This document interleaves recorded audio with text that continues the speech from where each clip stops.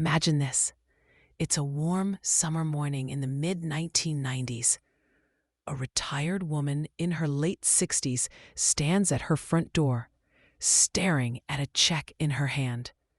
A retirement bonus bigger than anything she's ever seen. Most people would book a cruise, spoil the grandkids, or finally fix up the house. But not her.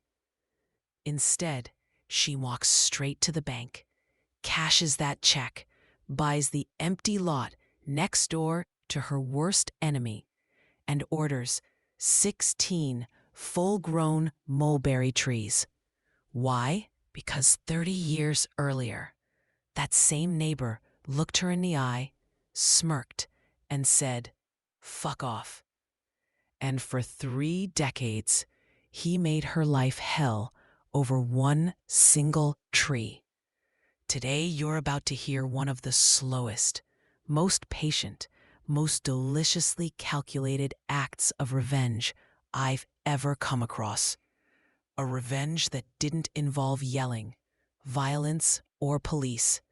Just time, money, and nature's own weapon. By the end of this story, you'll understand why this grandmother became a legend on Reddit, and why 9 out of 10 people who hear it say it's the most satisfying payback they've ever experienced. Pause for a beat. If you've ever been disrespected by someone who thought they could get away with it forever, if you've ever felt powerless against a bully who hid behind "it's my property," this one's for you. Hit that like button right now if you believe karma should sometimes be helped along. Subscribe with notifications on, and let's step back all the way to 1962. Because this war started with a wedding gift and a tiny sapling no one thought twice about. Transition music fades in softly. Picture the scene. It's 1962. America is buzzing with post-war optimism.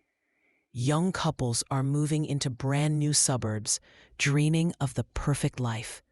My grandmother, let's call her Evelyn, because that was her real name, had just married a handsome young man in uniform. His name was Thomas.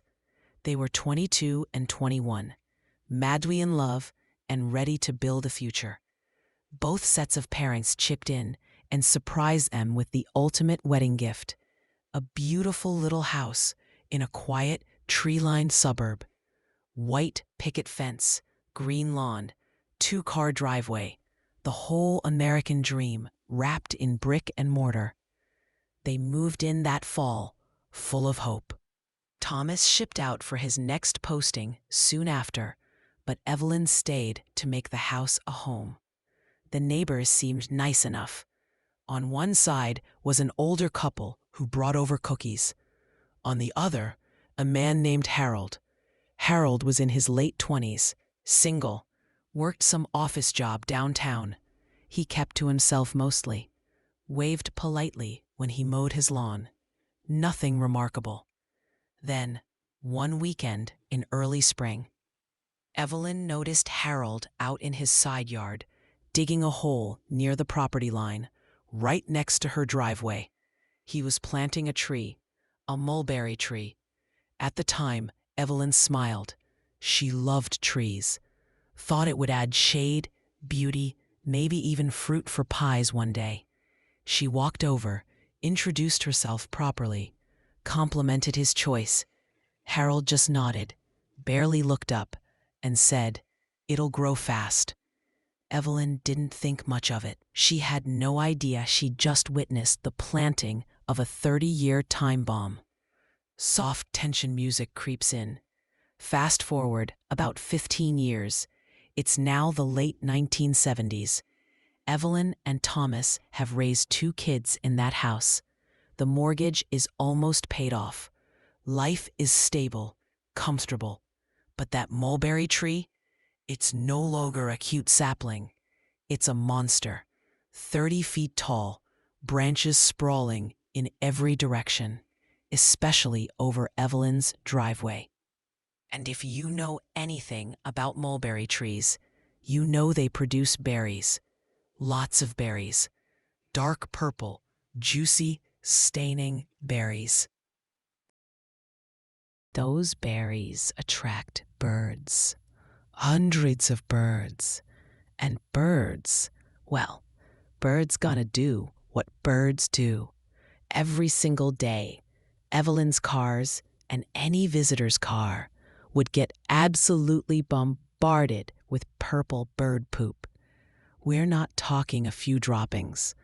We're talking thick, sticky, acidic splatters that ate through car paint like battery acid. Thomas had to repaint his company car twice in 1 year. Visitors stopped parking in the driveway altogether. Evelyn spent hours every weekend scrubbing cars with special cleaners, only for it to happen again the next day. She started noticing the pattern. The worst of the branches, the ones loaded with berries, hung directly over her side of the property line. One afternoon, after spending 3 hours on her hands and knees cleaning bird crap off her station wagon, something snapped. She looked at that tree, really looked at it, and realized this wasn't bad luck. This was deliberate. Harold had planted it there on purpose. But why? She didn't know yet. What she did know is that she was done being polite. So, she did what any sweet Midwestern grandmother would do. She baked him a pie. Evelyn stood in her kitchen, the scent of cinnamon and baking apples filling the air. It was a Sunday afternoon in 1977, the kind of day where the sun streamed through the lace curtains and everything felt like it should be peaceful. But it wasn't. Her hands were still raw from scrubbing bird droppings off the car that morning. Her knees ached. Her back hurt. And as she slid the perfectly golden apple pie into the oven, she kept glancing out the window at that monstrous mulberry tree. Its branches hung low over the driveway like mocking fingers, heavy with dark purple fruit. Birds flitted in and out, feasting, then bombing everything below with their purple revenge. Evelyn wiped her hands on her apron and muttered to herself, "Enough is enough." She wasn't the type to make a scene. She'd grown up in a time when women were taught to be polite, to keep the peace, to smile even when they wanted to scream. But 30 years from now, people would learn that Evelyn had limits, and those limits had just been crossed. As the pie cooled on the rack, she wrapped it carefully in a clean dish towel, placed it on her best ceramic tie plate, the one with the little blue flowers around the rim, and walked out her front door. The air was warm. Kids were riding bikes down the street. Someone was mowing a lawn a few houses down. Everything looked so normal. She crossed the grass, her sensible low heels sinking slightly into the soft lawn, and knocked on Harold's door. Pause, let the tension hang. Harold opened it after a moment. He was in his early 40s now, still single, still living alone. He'd put on weight over the years, his hair thinning, his face permanently etched with a kind of sour expression, like he'd bitten into something bitter and never quite spit it out. He looked at Evelyn, then down at the pie, and raised an eyebrow. "Yes?" he said, flat. No smile, no warmth. Evelyn forced her voice to stay sweet. "Hi, Harold. I baked you an apple pie. Thought you might like some." He didn't move to take it. She continued, "I was also hoping, well, I've been having a terrible time with the birds from your mulberry tree. They're eating the berries and, well, making an awful mess on our cars. The paint's getting ruined. I was wondering if you might consider trimming back the branches that hang over our driveway. Just a little? It would mean the world to us." She held out the pie like a peace offering. Harold stared at her for a long second, then he reached out and took the pie. Evelyn felt a rush of relief. Maybe he wasn't so bad. Maybe he just hadn't realized how much trouble it was causing. He looked down at the pie, then back at her. "Don't worry about it," he said. "I'll get to it soon." His tone was casual, dismissive, but not openly hostile. Evelyn smiled, a real one this time. "Oh, thank you, Harold. That's so kind of you. Enjoy the pie." She turned and walked back home, feeling lighter than she had in months. Maybe this would finally be over. As he backed out of the driveway, carefully parking on the street these days to avoid the worst of the droppings.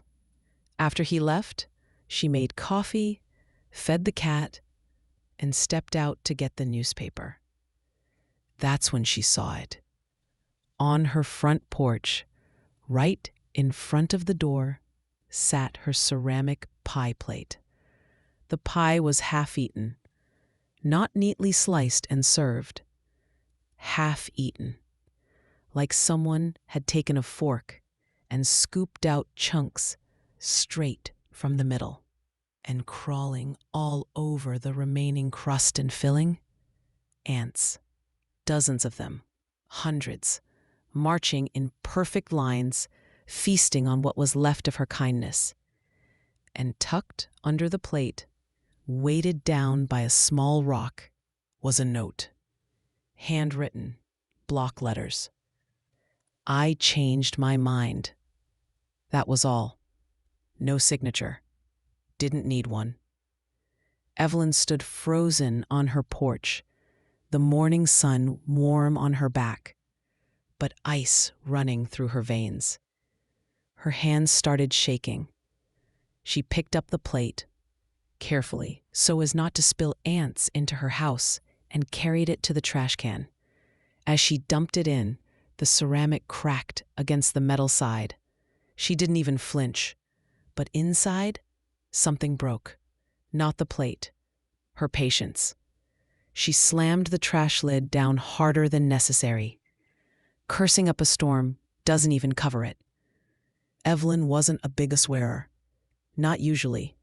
But that morning, standing in her driveway in her robe and slippers, she let loose a string of words that would have made a sailor blush. And when she was done, she looked up at that mulberry tree, really looked at it, and whispered to herself, "You're going to trim that tree, Harold, or I'm going to make you wish you had." Pause, let it sink in. Now, at this point, you might be thinking, why not just call the city? Why not complain? Why not trim it herself? Here's the thing, she tried. Evelyn went down to City Hall that same week, spoke to a clerk, asked about property lines and tree laws, and was told, very politely, the trunk and roots are on his property. The entire tree legally belongs to him. You cannot touch it, not even the branches overhanging your property. If you do, he can sue you for damages. She asked about the mess, the bird droppings, the ruined paint. They shrugged. Not a health hazard. Not a nuisance under ordinance. Sorry, ma'am. Powerless. That's what she felt. Completely, utterly powerless. And Harold? He knew. He knew exactly what he was doing. Because over the next few years, Evelyn would learn something chilling. This wasn't an accident. Harold hadn't just planted a tree near the property line because he liked mulberries. He'd planted it there on purpose, to punish her. But why? Why would a man spend 15 years slowly destroying his neighbor's peace over something that hadn't even happened yet? Because Evelyn and Thomas, They were happy.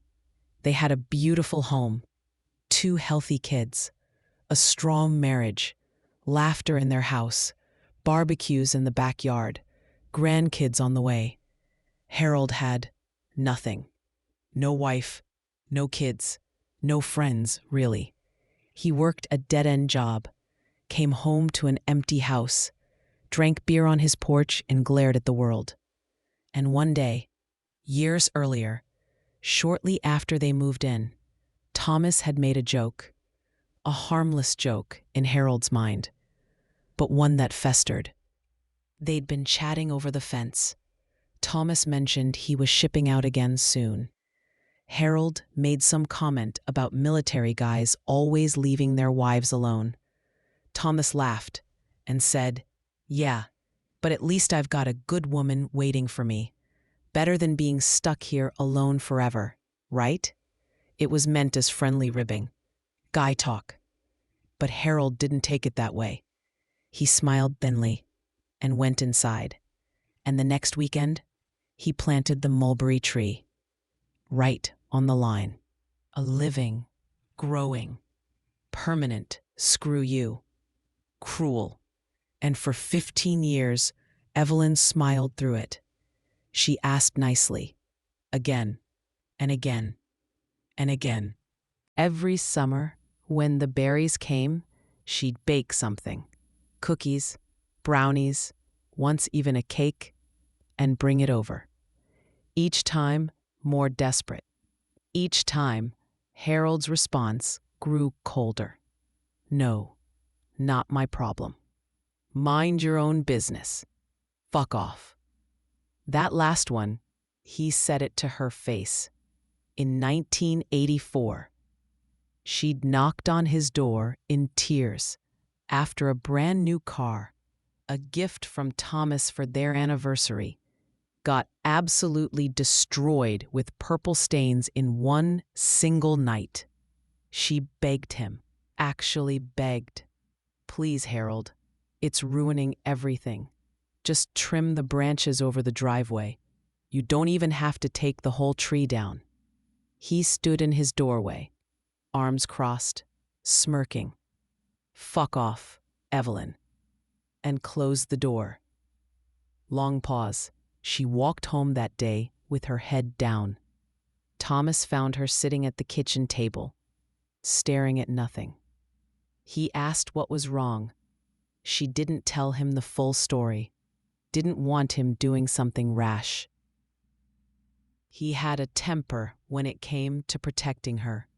Instead, she just said, "He won't help." Thomas hugged her, and from that day on, they parked on the street, avoided the driveway entirely, gave up, or so Harold thought. Voice shifts, a spark of steel entering the tone, because something was growing in Evelyn alongside that tree. Not berries, not leaves. Resolve, cold, patient, dangerous. She stopped asking, stopped baking, stopped speaking to Harold altogether. For years, decades. She raised her kids, welcomed grandchildren, worked her job at the telephone company, 35 years of loyal service, saved every penny, and waited, because Evelyn had realized something Harold never saw coming. Time was on her side. Harold was getting older, meaner, more isolated. And one day, she'd have the power, not to yell, not to fight, but to win, quietly, completely, irreversibly.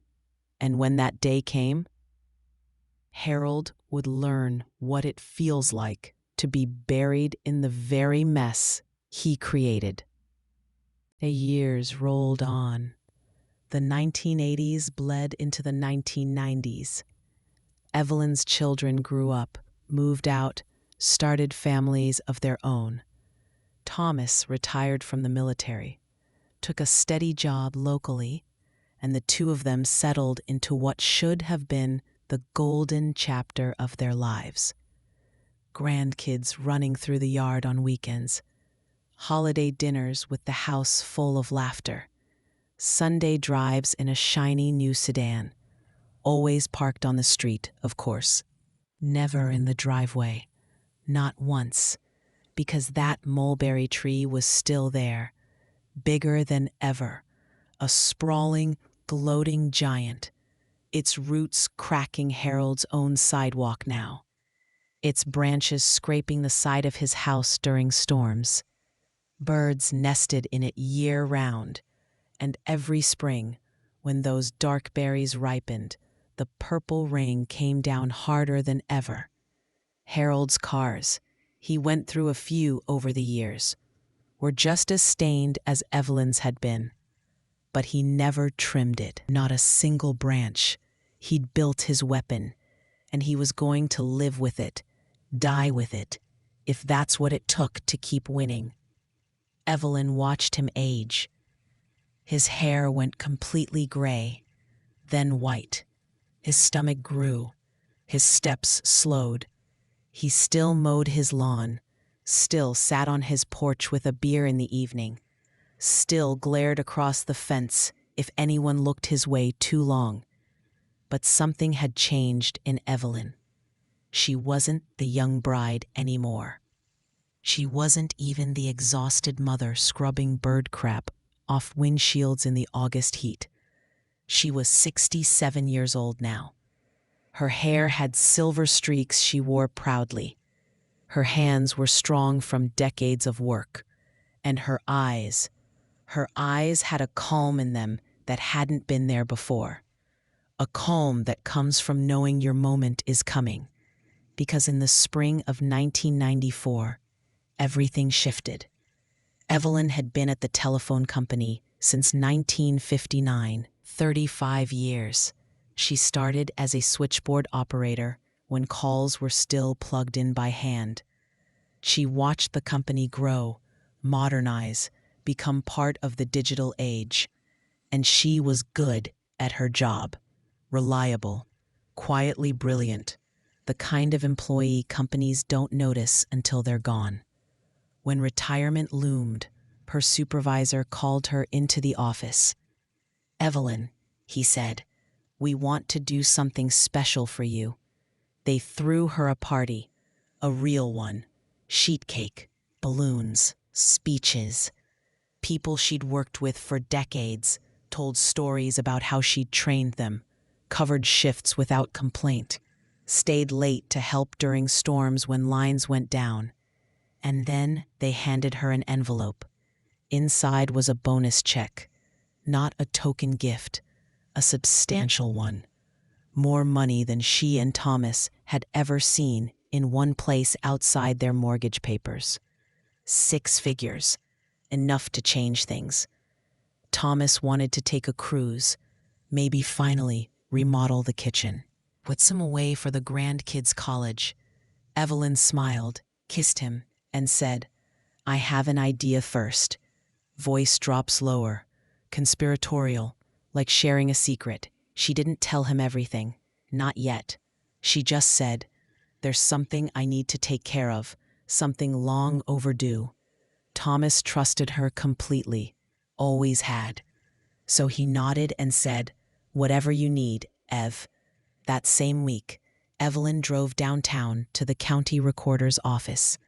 She pulled the plat maps for their block, studied the property lines, and noticed something she'd been vaguely aware of for years, but never acted on. On the other side of Harold's house, the side opposite her own, was an empty lot. It had been empty since they moved in, overgrown with weeds, a forgotten slice of land about half an acre. The owner had died years ago. Heirs lived out of state. It had sat on the market quietly, price dropping every few years. No one wanted it. Too small for a big house, too awkward a shape, but perfect for what Evelyn had in mind. She called the realtor listed on the old sign, half covered in ivy, made an appointment, walked the lot herself one afternoon while Harold was at the grocery store, stood in the middle of the tall grass and looked at his house, visualized the property line, smiled for the first time in years when she thought about that mulberry tree. Then she made an offer. Cash, all from her bonus. The heirs accepted within days. They were thrilled to finally unload it. By early summer 1994, the deed was in Evelyn's name. She owned the land on both sides of Harold now. He didn't notice at first. No one did. She didn't put up a fence, didn't clear the brush, just paid the taxes and waited, because the second part of her plan required something money couldn't buy alone. It required knowledge and patience. Evelyn started driving to nurseries, big ones out in the countryside where they grew trees for landscaping companies. She walked row after row of saplings and mature specimens, asked questions, lots of questions. What grows fast in this soil? What attracts the most birds? What produces the messiest fruit?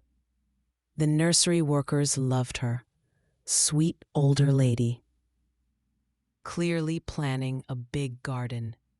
They recommended fruit trees, apples, pears, cherries.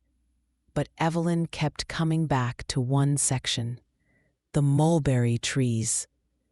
They had several varieties, some fruitless. Those were popular now, people had learned. But others, the old-fashioned kind, heavy producers, dark purple berries, the ones birds go absolutely crazy for. She asked about mature trees. How big could she buy them? How quickly could they be planted? One nursery had a contract cancellation. A developer had backed out. They had 16 mulberry trees, 10 to 12 feet tall already, root balls wrapped and ready, ages 8 to 10 years old. Perfect. She bought all 16, paid for delivery and professional planting, told the crew exactly where to put them, along the entire property line between her new lot and Harold's yard, spaced just close enough. And then, this is the part that still makes me grin. She had 4 more planted along the original line, her original property and his, right up against the fence, directly mirroring his one lonely tree. 20 trees in total. But the 16 were the statement. The 4 were the reminder. This is the part that still makes me grin. Big trucks, crews with equipment, dirt flying. Harold came home from work the first day and saw it happening. Stood on his porch with his mouth open. Watched as tree after tree went into the ground. Evelyn was out in her yard, pretending to garden.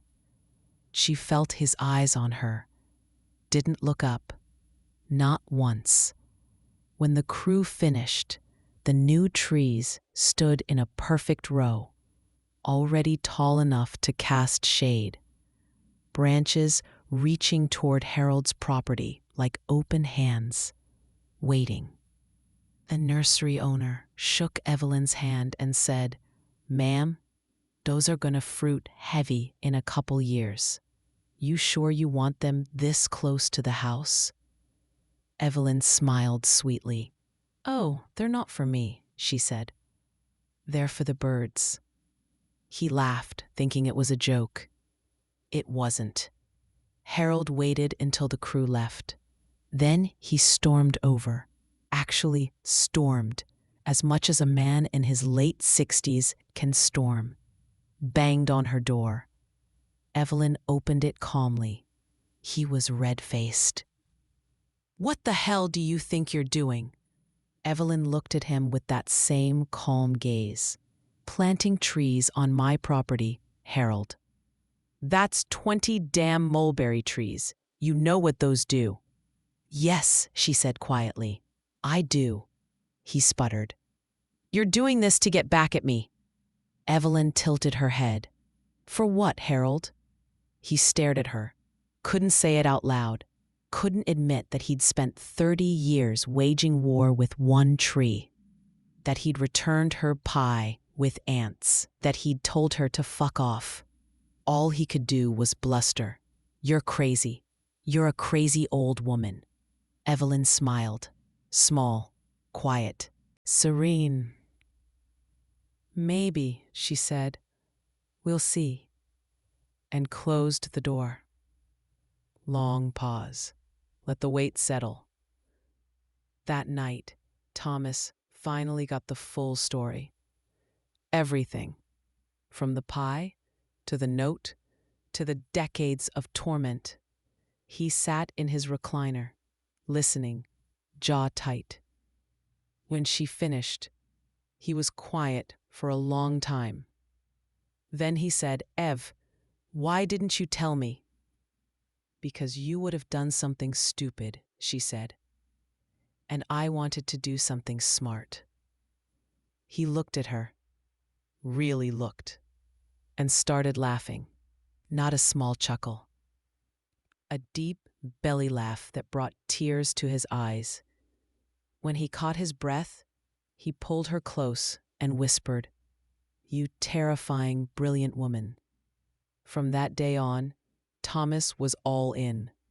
They tended those trees together, watered them, fertilized them, pruned only the branches that grew toward their own yards, let the rest sprawl, encouraged them, and waited, because revenge, real revenge, isn't loud.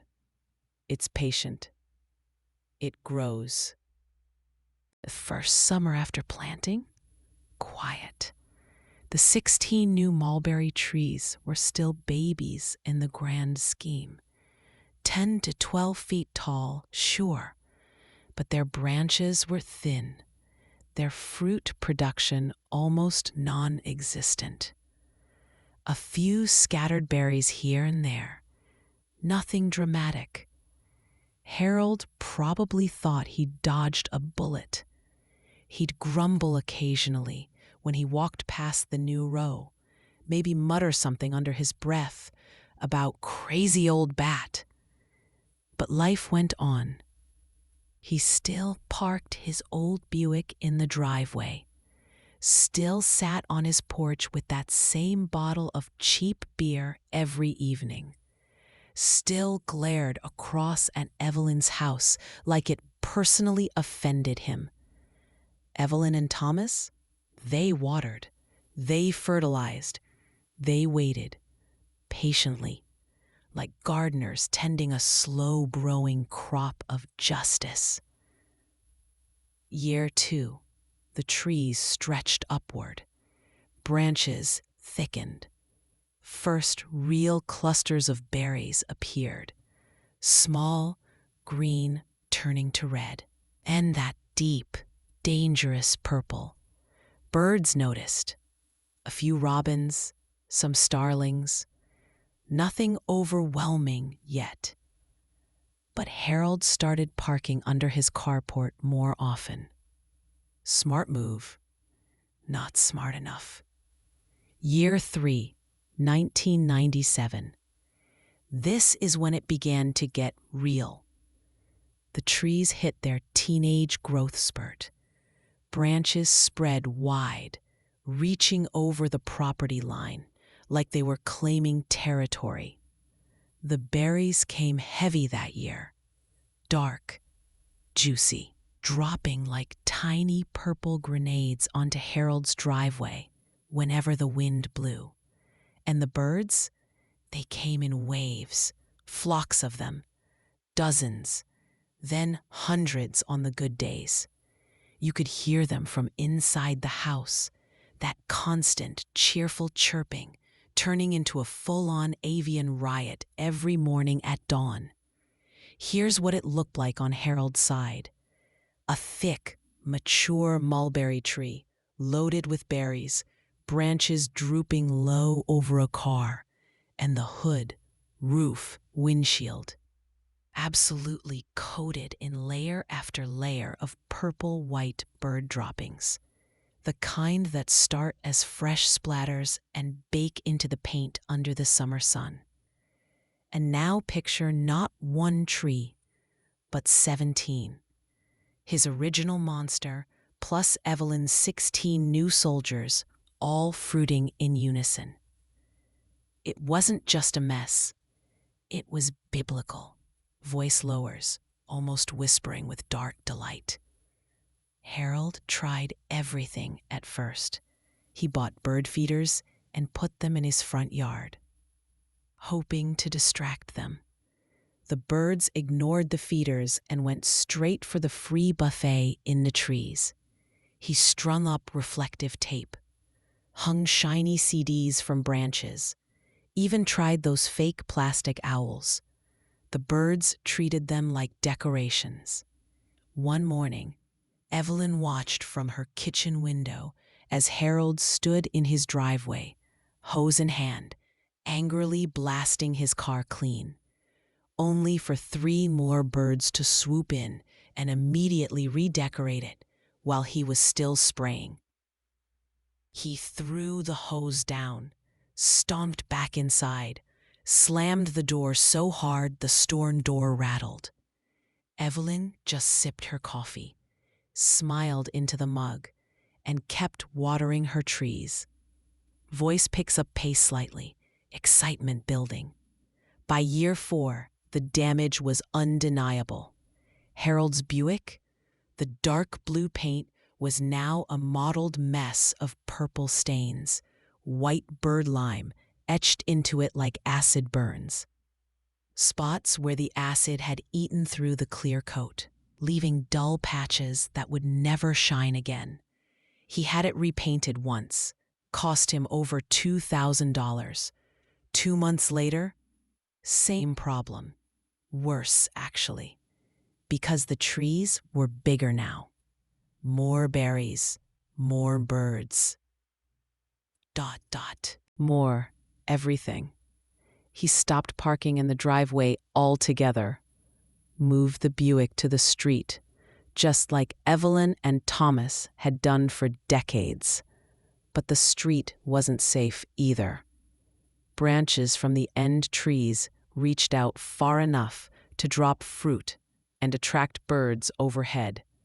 He bought a car cover, heavy-duty, waterproof. The first big rainstorm, the cover trapped moisture underneath.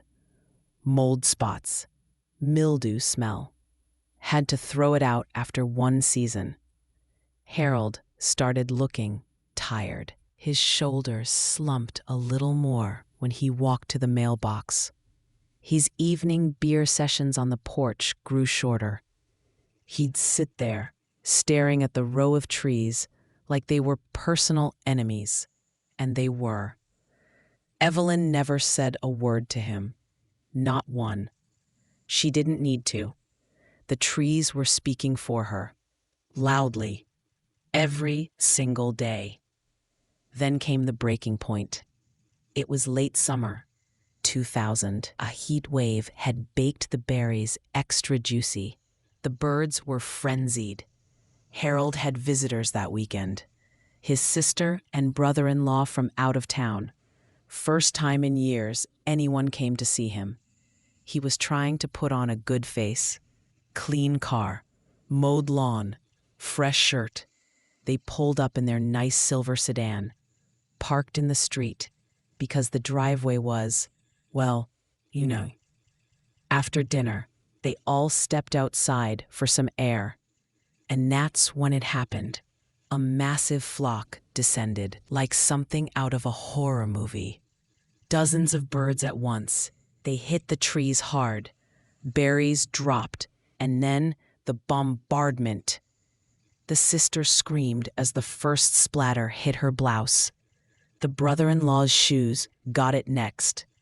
The car? Within 90 seconds, the entire roof and hood looked like a Jackson Pollock painting in purple and white. Harold stood frozen, face red, veins popping in his neck. His sister looked at him, horrified. "What in God's name is going on here, Harold?" He couldn't even speak, just pointed at the row of mulberry trees, at Evelyn's side of the fence. His sister followed his finger, then looked back at him. You let this happen? To your own property? To your guests?" Harold stammered. Something incoherent. The brother-in-law was already heading for the hose. But Harold? He snapped. He marched straight across his yard, past the fence line, right up to the thickest of Evelyn's new trees, pulled out a pair of garden shears from his back pocket. He'd been carrying them around lately, like a man waiting for his moment. And he started hacking, branches flying, berries raining down on him, leaves everywhere. He didn't ask, didn't warn, just cut like a man possessed. Evelyn heard the noise. She stepped out onto her porch, watched silently. Thomas joined her. They didn't intervene, not yet.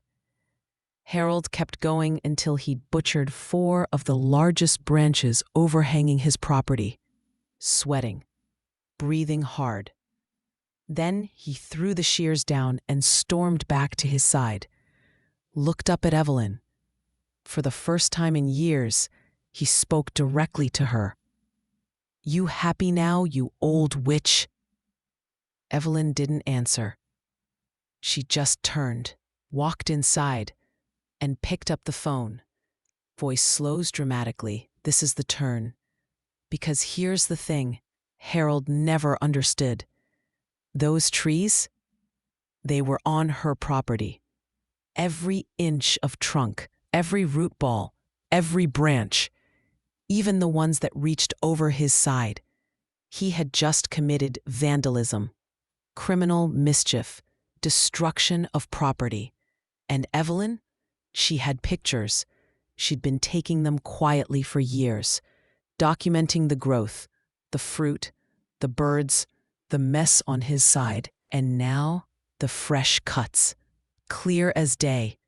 She called her lawyer the next morning, the same lawyer who'd handled the purchase of the empty lot. A nice, no-nonsense woman who loved a good property dispute. They filed suit within the week. Small claims at first, then bumped up when the arborist estimate came in. Because those trees weren't saplings anymore. They were mature specimens, valued, and Harold had just destroyed hundreds, possibly thousands, of dollars worth of growth. Voice rises with quiet triumph. Court day. Harold showed up in a cheap suit, looking smaller than he had in years. Evelyn sat calm, collected. Photos spread out on the table. Arborist report, planting receipts, even neighbor statements.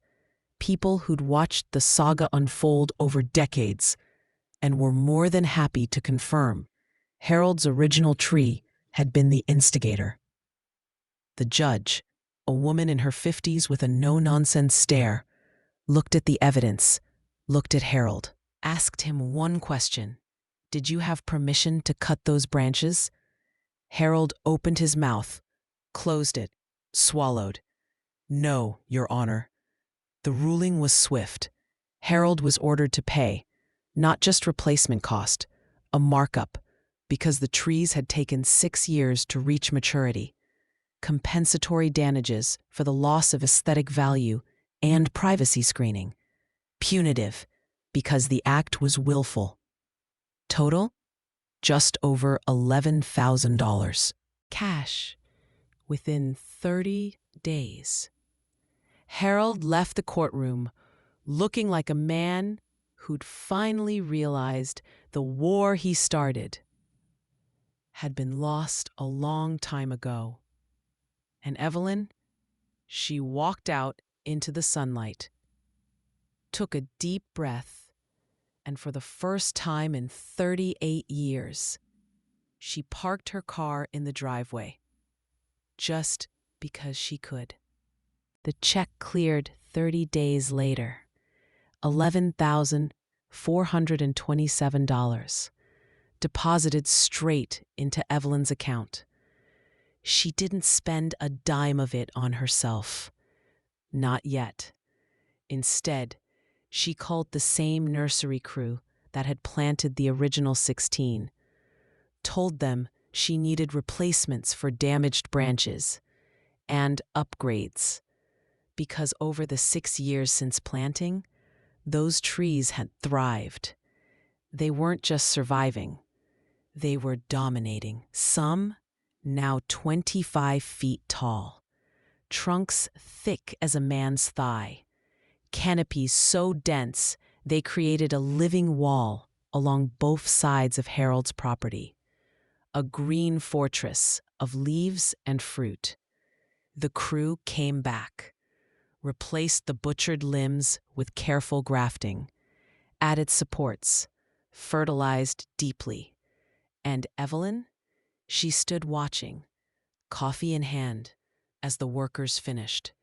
Then she walked the line herself, touched the bark, listened to the leaves rustle, and whispered, "Thank you," to the trees, like old friends who'd finally come through.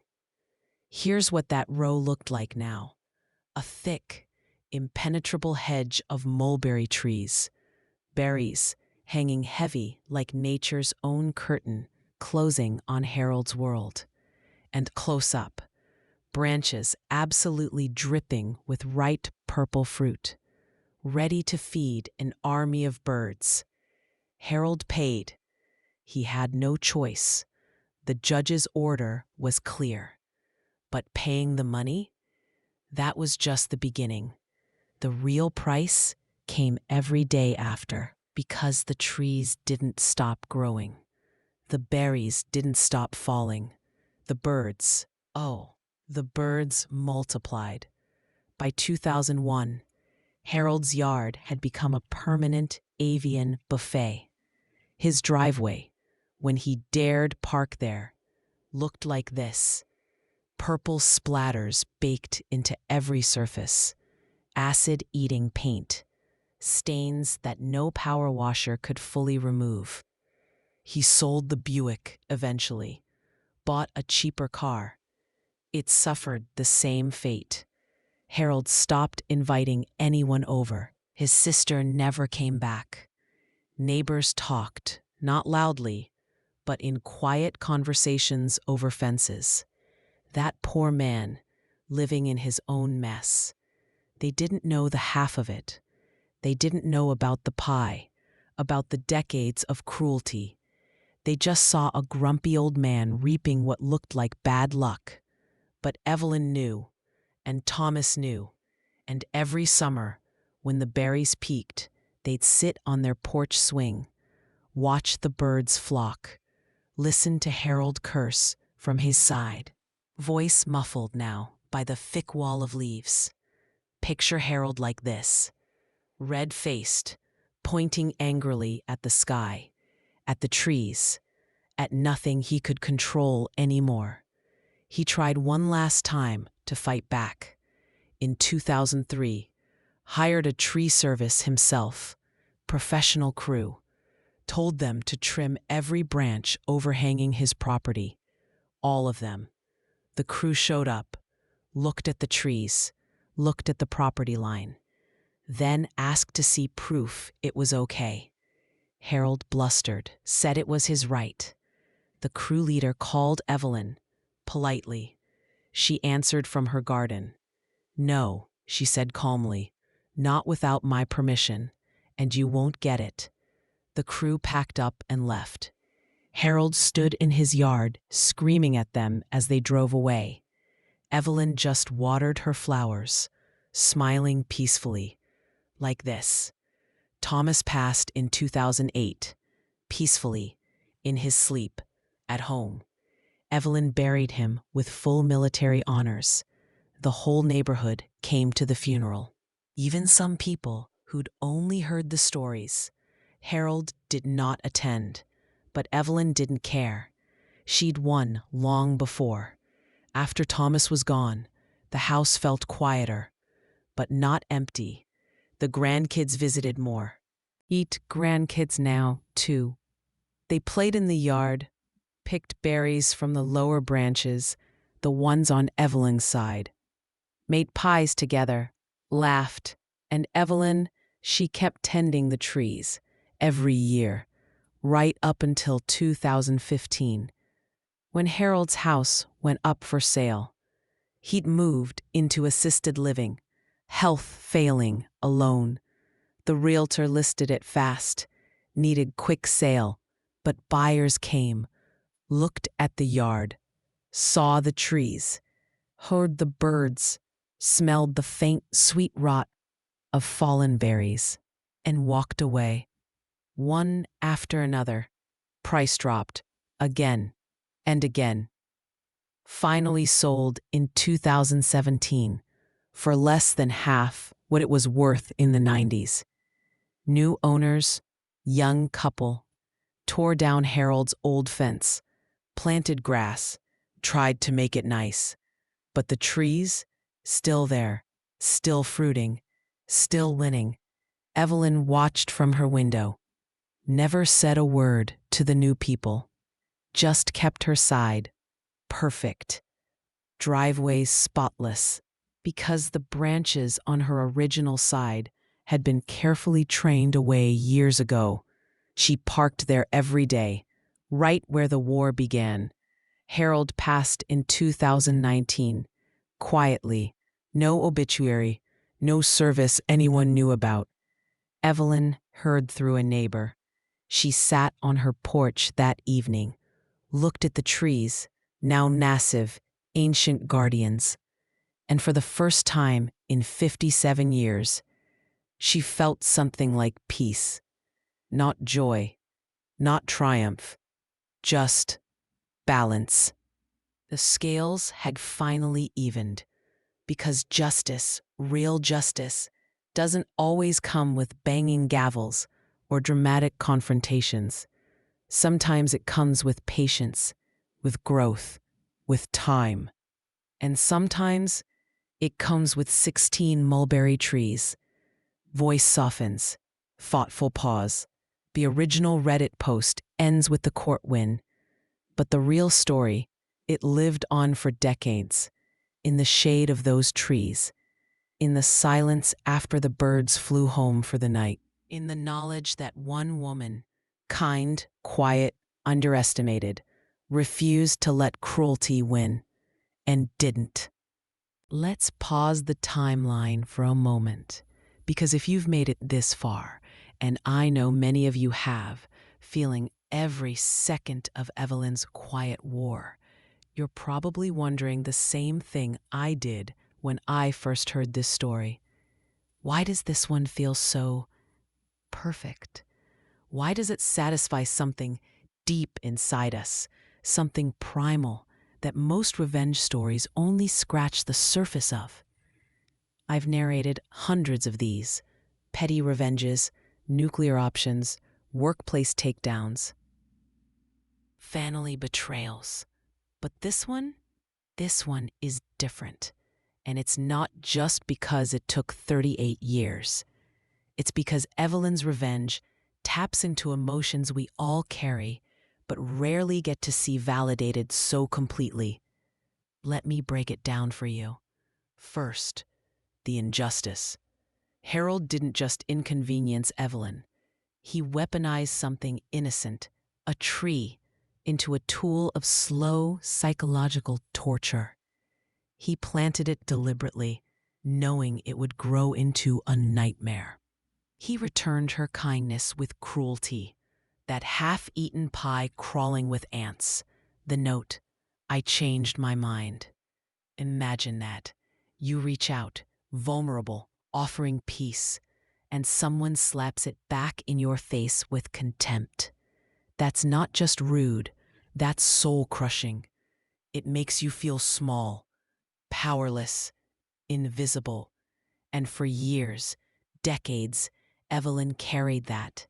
Every time she scrubbed purple stains off a car, every time a visitor complained, every time she had to park on the street like a guest in her own home, she felt disrespected, underestimated, because she was a woman, a polite one, a nice one, the kind society tells to smile and bear it. And Harold? He counted on that. He thought her kindness was weakness, that she'd never fight back. That's the second layer, the powerlessness. How many of us have been there, trapped by rules that favor the aggressor? City ordinances, property lines. Be the bigger person. Evelyn couldn't touch his tree, couldn't force him, couldn't even complain effectively. She was stuck. And that feeling of watching someone hurt you day after day while the world shrugs and says nothing we can do, it eats at you. It builds resentment, quiet, seething, until one day you either explode or you evolve. Evelyn evolved. That's the third layer, the transformation. Retirement wasn't just a bonus check. It was power, finally. Money, ownership, control. She didn't lash out. She planned, patiently, brilliantly. She turned Harold's own weapon against him, not with one tree, with 20, mirroring his cruelty, but smarter, legal, undeniable. And here's where the psychology gets beautiful. Revenge, when it's rushed, often feels hollow. It's loud, temporary. But when it's patient, when it grows, literally over years, it becomes poetic. Harold had to live in the mess he created. Every day, watching those trees he mocked become giants. Watching birds he never cared about destroy his life the way his one tree destroyed Evelyn's. He felt what she felt: powerlessness, frustration, isolation. And he couldn't stop it. Because now, the law was on her side. That reversal, that's pure catharsis. We crave justice that feels fair, proportional, earned. Evelyn didn't ruin his life overnight. She let nature do it, slowly, the way he did to her. And in the end, he paid, literally, for his cruelty. The court win wasn't the revenge. It was the validation. Proof that she was right all along. That kindness isn't weakness. That patience isn't surrender. That sometimes the quiet ones win the longest wars. Look at these trees now. Massive, heavy with berries, branches reaching like they're claiming victory. This is what Harold's world became: a living wall of consequences. Birds feasting, just like they did for decades on Evelyn's side. And the aftermath on his cars? Exactly what Evelyn endured, while Evelyn sat peacefully, finally at rest. And Harold? The frustration he carried to the end.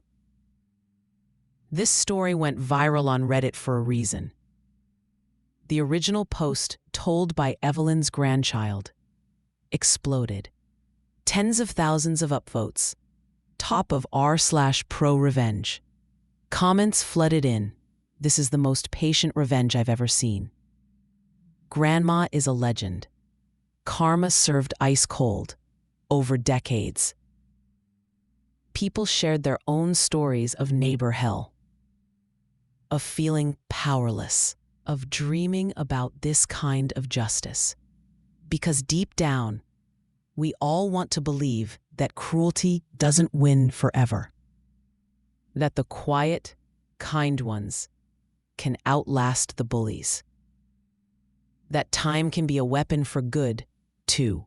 Validation, hope, proof that sometimes the best way to win is to grow. Time kept moving. The trees kept growing. And Evelyn, she kept living. Fully, freely, for the first time in decades. After Harold moved away, the neighborhood changed a little. New families, young kids on bikes, barbecues that spilled laughter over fences. But Evelyn's house, it stayed the same. That classic 1960s suburban gem. White picket fence, freshly painted every few years. Green lawn, and the driveway always spotless. She parked her car there every single day, right in the center, like a quiet declaration. This is mine, all of it, just like the house she and Thomas dreamed of back in 1962. The trees became part of the landscape, a thick, living wall. Some summers the berries were so heavy the branches bowed low, almost touching the ground on Harold's old side. Birds came in clouds, flocks that darkened the sky for minutes at a time. The new owners next door learned quickly. They parked on the street, bought car covers that never quite worked, complained quietly to each other, but never to Evelyn. She was the sweet older lady who waved hello, who baked cookies for new neighbors, who tended her garden with a smile. They had no idea that the wall of green separating their yards wasn't accidental, that it was a monument to patience, to justice, to one woman's unbreakable spirit. This is what the barrier looked like in full bloom. A hedge so dense you couldn't see through it, and on the heavy berry days, birds everywhere, feasting, just like they had for decades. Only now, on the other side, Evelyn lived well into her 90s, strong, independent, surrounded by family, grandkids, great-grandkids, who climbed the lower branches on her side, picked berries, stained their fingers purple, made pies with her in the kitchen, the same kitchen where she once baked that first apple pie with hope in her heart. She'd watch them from her porch rocker, smile softly, and every now and then glance at the trees, her trees, peaceful, content, victorious. When Evelyn passed, peacefully at home, surrounded by love, the house went to her children.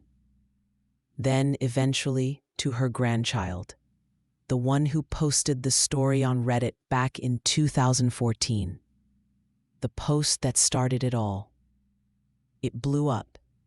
Thousands of upvotes, hundreds of comments, people calling her a legend, a queen, the most patient person alive. The story spread, got reposted, turned into articles, even narrated on YouTube channels, long before this one. And as of today, in 2026, it's still circulating, still bringing chills, still reminding people that sometimes the best revenge isn't loud. It's green, it grows, it outlives the hate. The house is still there, the trees are still there, bigger than ever, some over 50 feet tall now, roots deep, branches wide, a living legacy. The current owners, Evelyn's family, maintain them carefully. Prune only what's needed on their side. Let the rest reach. Because why not? The war was won long ago. And every summer when the berries ripen, the birds come, the purple falls, and somewhere Evelyn is smiling. Because justice doesn't always need a courtroom. Sometimes it just needs time, patience, and 16 mulberry trees. Softens further, almost a whisper. This isn't just a revenge story. It's a love story.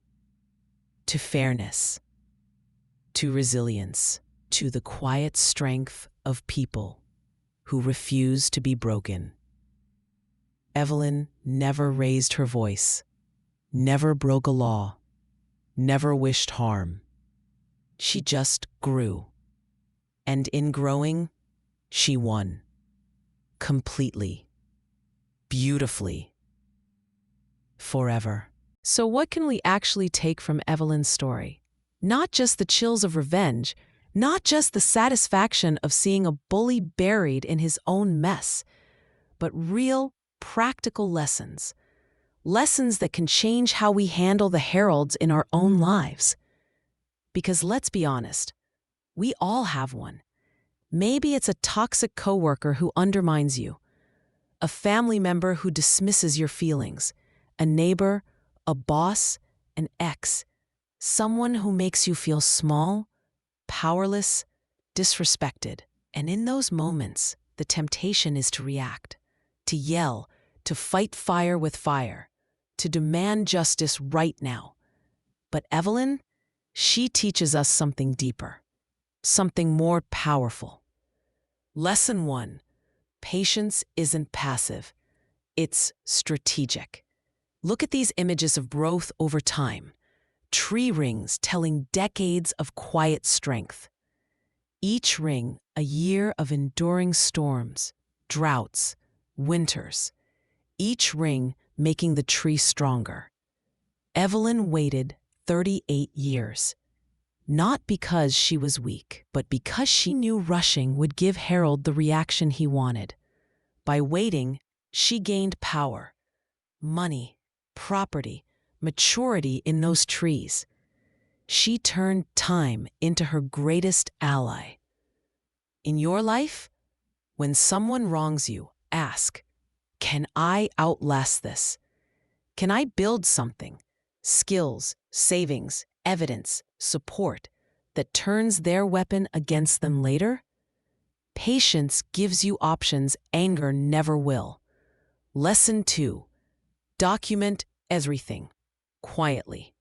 Evelyn took photos for years. Growth of the trees. The mess on Harold's side. The illegal cuts. When court came, she didn't rely on emotion. She had proof. Cold, undeniable. In toxic workplaces, keep emails. In bad relationships, save texts. In neighbor disputes, photograph dates and damage. Not for immediate confrontation, but for when your moment arrives. Proof turns he said, she said, into here's what happened. And judges, HR, friends, they respond to facts. Lesson 3. Use their rules against them. Harold hid behind my property. My tree. Evelyn used the exact same laws. Planted on her land. Let branches overhang legally. When he cut without permission, boom. His own logic destroyed him. This is classic, the reversal. Bullies love rules when the rules protect them, but hate them when the rules protect you. Learn the policies, the ordinances, the rights, and when the time is right, enforce them calmly. No yelling needed, just facts and the law. Lesson 4. Kindness isn't weakness, it's camouflage. Evelyn baked pies, smiled, waved, was the nice lady everyone loved. That reputation, it helped in court. Neighbors testified for her. The judge saw a reasonable woman pushed too far. Harold, seen as the grumpy loner, always had been. Your kindness builds allies. Your calm collects support. When you finally act, people think, she must have been really wronged. She's never like this. While the bully's outburst just confirms what everyone already suspected. Lesson 5. Revenge doesn't have to destroy you to destroy them. Evelyn never broke a law, never risked jail or fines, never lost sleep obsessing. She gardened, raised family, lived well. Her revenge was self-care, planting beauty, creating shade and fruit for birds and grandkids. Harold's side looked like this, frustration personified, while Evelyn's days looked like this, peaceful, purposeful. The best revenge, living better, while they live worse, because of their own actions. Lesson 6. Sometimes the win is just outliving the hate. Harold died alone. Evelyn died surrounded by love. The trees, her trees, still stand, still fruit, still shade her family's home. Her legacy is growth. His is stains. Purple, permanent stains, like these. And the living wall she built? Still there. A natural fortress of consequences. With branches heavy like this, nature's perfect payback. So if you're facing your own Harold right now, take a breath. Plant your trees. Whatever form they take, build quietly, grow steadily, and trust that time, patience, and a little strategic kindness can turn even the longest injustice into the sweetest victory. Evelyn's story isn't just one in a million, it's the one that inspired a million. Since that original Reddit post back in 2014, it hasn't just sat there gathering upvotes. It's sparked something, a wave. People reading it, feeling that same fire in their chest and thinking, wait, I have a story like that.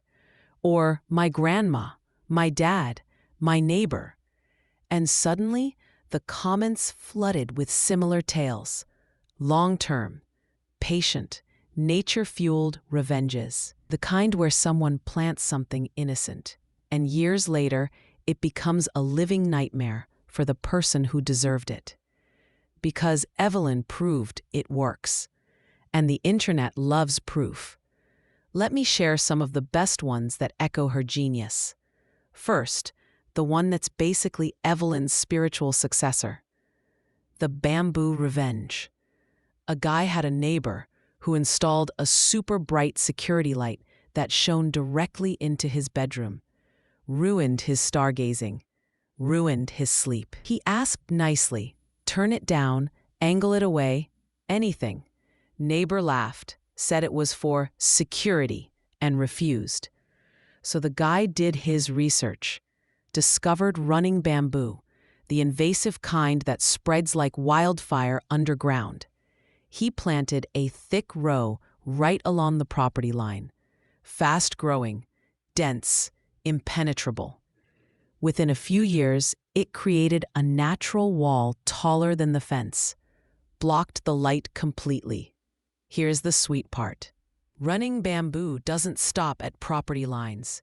It started invading the neighbor's yard, shoots popping up everywhere, destroying their lawn, cracking their patio. The neighbor spent thousands trying to eradicate it. Couldn't. Sold the house at a loss, just like Harold. Look at these images. This is what that bamboo wall looked like. Thick, relentless, a green monster of consequences. And the dense privacy screens people create. Innocent at first, devastating later. Then there's the rancher and the shade tree. A nasty neighbor complained about flies from cows under a big old tree on the property line. Demanded it be cut down. The rancher finally gave in, chopped it, But then, he planted a whole line of fast-growing trees right along the fence, provided shade for the cows, blocked the neighbor's view. And guess what?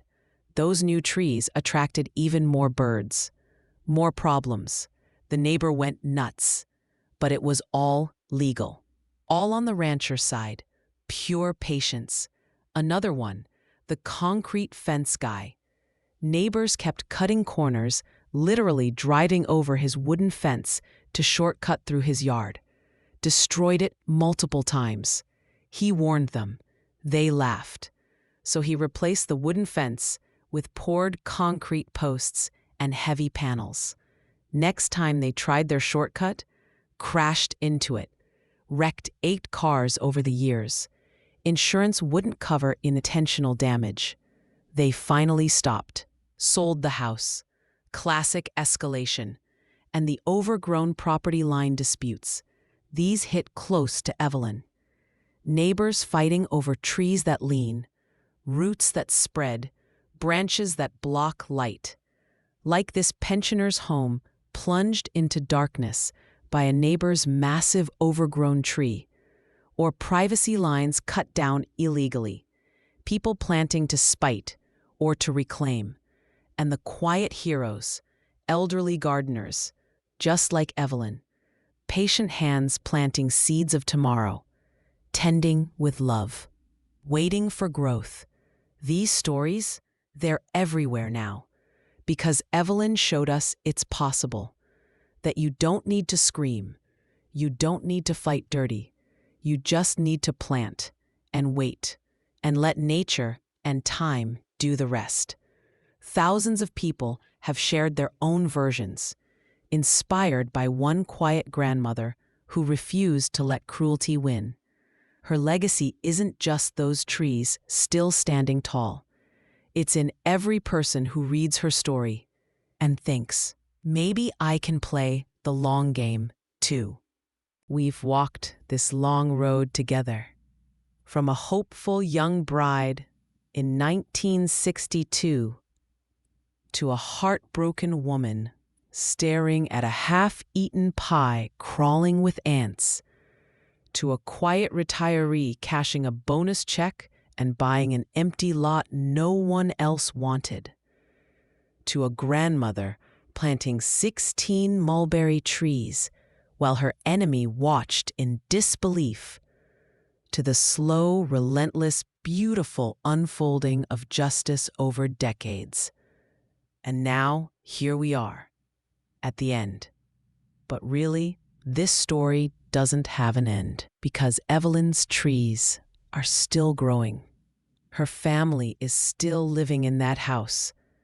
The birds are still coming every summer.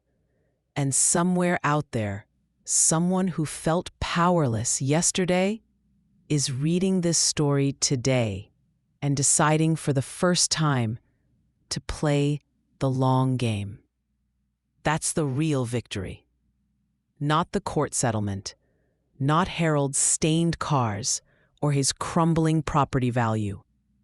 Not even the fact that he died alone, while Evelyn died surrounded by love. The real victory is this: one act of quiet, patient strength, rippled outward, touched thousands, maybe millions by now, and changed lives. People who were ready to give up. People who thought cruelty always wins. People who believed kindness was for suckers. They read about a woman who baked a pie with hope, got slapped in the face with contempt, and instead of breaking, she grew. She waited. She built. She won, without ever lowering herself to his level. And now, they're planting their own trees. Metaphorical ones, real ones. Building businesses after being fired. Saving money after being cheated. Documenting abuse until the truth can't be denied. Healing, growing, outlasting. That's Evelyn's true legacy. Not revenge, redemption. For every person who ever felt small, who ever swallowed anger because the world said, let it go.